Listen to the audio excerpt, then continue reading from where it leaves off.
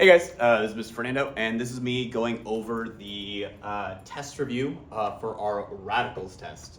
So again, this is the study review that we had in class. Go through each question, very similar to tomorrow's test. So, very first one, we are going to be, we're going to be simplifying a radical. So this is when we have to do our factor tree. So our factor tree of 80, right? You can do a variety of numbers, but I'm going to go ahead and do, let's say, 8 and 10, and that would then give me 5 and 2, 4 and 2, and then 2 and 2. So this is the bottom, or this is me factoring out 80 as far as I can go. From here, as a reminder, if this is gonna be my answer, I have a radical inside and outside. You're gonna grab pairs. A pair makes you go on the outside, so I'm gonna put a 2 right there. I see a pair of 2s right here. So that's another pair of 2s, so I'm going to put another 2 on the outside.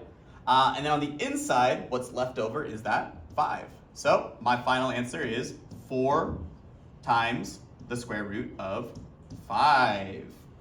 Next one, same idea. Again, I'm going to go ahead and factor 28s, and then there's just a 4 on the outside already.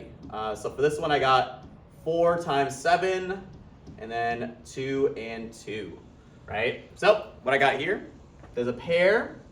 This pair right here is gonna end up meeting that 4 that's already on the outside. So I have 4 already. Pair means that 2 goes on the outside. And then on the inside of my radical, I have that 7 right there. So 4 times 2 means 8 times the square root of 7 is my final answer. So again, factor, put anything that's on the outside that's a pair, and go from there. Same idea here, we just got a variable now as well. So I'm gonna do 54 first, and here's my answer. I'm gonna put it right here. That's my answer that I'm gonna be filling in. 54 can be 9 and 6. You got 3 and 3, and then finally 3 and 2. So look at that. I got a pair right there of 3s, means that there's gonna be a 3 on the outside of my answer. This one, it looks weird, but because there's 2 numbers left over that don't have a pair, a partner, they go on the inside. 3 times 2 is going to be 6, because that's what's left over on the inside of the radical. Now, we still got to do our x right here. X to the power 3 is like saying x times x times x. And again, you still look for those pairs. So, pair of x's means that there's going to be an x on the outside. There's a leftover x right here, which means there's an x on the inside as well. So you have 3x times the square root of 6 times x. Now, this over here, this is called a cube root. The 3 right here is called an index. It tells you that while you're factoring, you're now looking for groups of 3. That's what that little number tells us. So, same idea here. I'm going to split up 88. Let's do 11 times 8, and then that's going to be 4 and 2, and then finally 2 and 2. So, what do I got here? I'm looking for a group of 3 now. This is my answer. Because I have a group of 3s right here, that means the 2 goes on the outside, because now I have a group of 3. That 11 can't do anything, and if you remember with the last thing, you got to put that index back. So that little 3 goes right there. It's not an exponent. It's just there to say that this is a cube root. So it's 2 times the cube root of 11. Final answer. Alrighty, continuing to go. So this one's another cube root. So again, you're looking for pairs of 3 or groups of 3 while you're factoring. So this one's going to end up being 5 times 25. Think of your quarters when you see the number 25. 25, 50, 75, 100. 125, 5 times 25. And then this can be split up into 5 and 5. So look at that. I got a group of 3. And that means that for my answer, I'm going to put the little 3 right there, my index. I know that on the outside, I have the number 5. Now let's try to do my x's. That is x to the power 5. So 1, 2, 3, 4, and 5.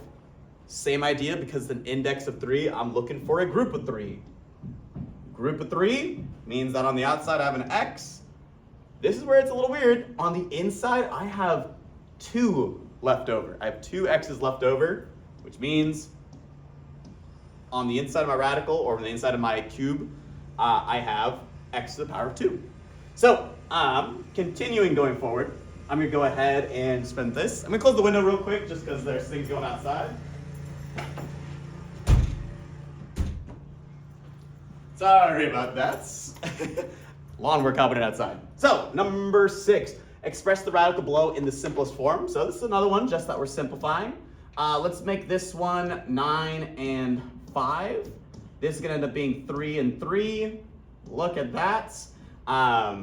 Wait, is that really as easy as it is? Yeah, it's just a pair. And it's just back to doing a square root. So if this is my answer, on the outside I have the number 3. On the inside I have the number 5. And it should just be that. That one seems pretty easy, but yeah. It's just a square root.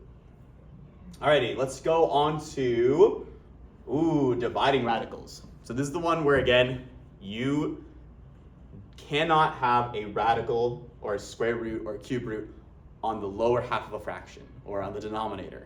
So to get rid of it, you have to rationalize it by multiplying both the top and the bottom of your fraction by your bottom radical.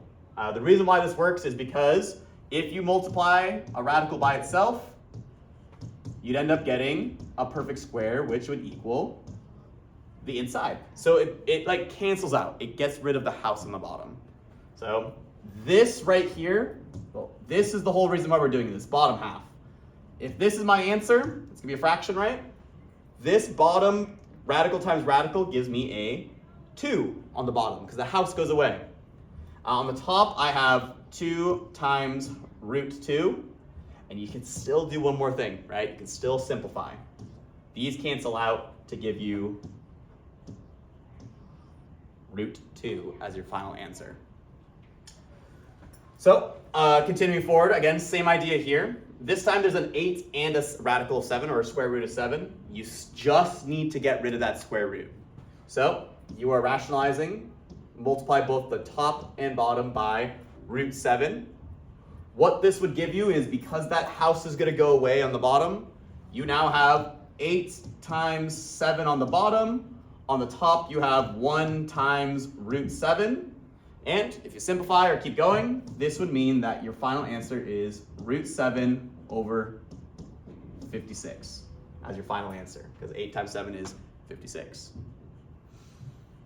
Alrighty, going forward, I'm going to go ahead and simplify. Just whenever you see a radical, always try to simplify, because this is a subtraction problem. You can only add or subtract if the radicals are the same. Not the same, not the same, not the same, not the same. So you currently can't add or subtract them together. But let's see what happens when I simplify. So again, thinking of my quarters, 25 times 3. And then I have 5 and 5. Oh, that's weird. 5 and 5. That's a pair, right? That's a pair, and that means a 5 is going to go on the outside where there's already a 10. So 5 times 10 would give me 50 root 3. Oh my goodness, look, and I can do it with negative 3 root 3. So my final answer is, subtracting these two together because they got the same radical, it is 47 root 3 as your final answer. So simplify, see what you can do, because again, you're adding or subtracting only if the radicals are the same. So if you do this one, 63. 63 is going to end up being 9 and 7, 3 and 3. Okay, so I got pair 3s. So square root of 63 is going to end up simplifying to 3 on the outside, root 7 on the inside. Now I'm adding it to whatever this ends up becoming. So this one is going to end up being 28, is going to end up being 7 times 4. Again, from here, you can then do your 4, which is going to end up being 2 and 2. That's my group of 2's right there. So what I have, group of 2's ends up being on the outside. And just like the other one, I've got a 7. So notice how after simplifying, I have 2 radicals that are the same, which means I can add them together. I can add those leading numbers. So together, they would make 5 times the square root of 7. Because again, simplified both of them. This was the first one, that's the square root of 63. This is the square root of 28, simplified. Add it together, this is what you end up getting. Whew, almost there, almost there. We're on to the last 4 questions. So, if we're gonna do multiplying, right? Multiplying. The idea is that you multiply the outside numbers, and then you can multiply your radicals together. So you're doing them separately, and then see if you can simplify. So 8 times 3 is going to end up being 24 on the outside of my radical. 6 times 2 means 12. So again, multiplying is different from adding and subtracting. Multiplying, you do multiply the radicals. Adding and subtracting, you're looking for the same radical that you can add and divide, or add and subtract. So from here, I'm going to continue simplifying because although this is correct, it's not as simple as we can go. So I've got a 4 and a 3. I've got a 2 and a 2. Look at that pair right there. That pair ends up multiplying that 24 because again, I'm taking out that 2 or taking out that secret perfect, which ends up being 2 times 24 is 48 on the outside. I've got a 3 left over to make a radical of 3. So 48 times the square root of 3. Again, another multiplication problem. Again, multiply your outsides, multiply your insides. See what you end up getting. 5 times 2 is 10. 6 times 10 is 60. And simplify. So again, split up that 60 into, I don't know, 6 and 10, 5 and 2, and 3 and 2. So this one's a little weird. I only got a pair of 2s. That is awkwardly placed. I probably could have done that a little better. But because there's a pair, you take out a 2 and you multiply anything that's already on the outside. So because there's a 10, 10 times 2. So again, I'm breaking out that 2 because of the pair. Ends up giving me 20 on the outside. 3 times 5 because that's what's left on the inside. These are the leftover on the inside. Look at that. They don't got friends. They don't have anybody. That ends up giving you 15 on the inside. And it looks like you can simplify that, but you can't. 15 can't be split up. It just ends up being 3 and 5. That's your 2 answers for multiplying. Alrighty, estimating. So again, estimating, you kind of need to know your perfect squares. You need to know what are these 2 numbers in between. The square root of 58 is in between, let's say, the square root of 64, right? And that's 8 times 8, and then 7 and 7 is 49. Now, where did I get those 2 numbers? 1, these are called perfect squares. We know the answers of these. The square root of 49 is 7. The square root of 64 is 8, because 8 times 8 is 64. 7 times 7 is 49. And this number is in between, it's in between those 2 perfect squares. Whatever number it ends up being, we know it has to exist in between these numbers. So it's somewhere right here. Now, I would say that because the number 58 is 9 numbers ahead, from 49 to 58, that's 9 numbers. From 58 to 64, that is what, 6 numbers? So notice how it's closer to 64. It's closer to 8, right? If it was halfway in the middle, that would make this like 7.5. But because it's just slightly closer, I'm going to say that this number is probably 7.6, or what I would accept would be 7.7. Those 2 answers would be correct. As soon as you start doing 7.8, 7.9, it's not that far. It's not that close to the number 64. Like, this would be a valid guesstimation. And so again, same idea here. We're doing an estimate.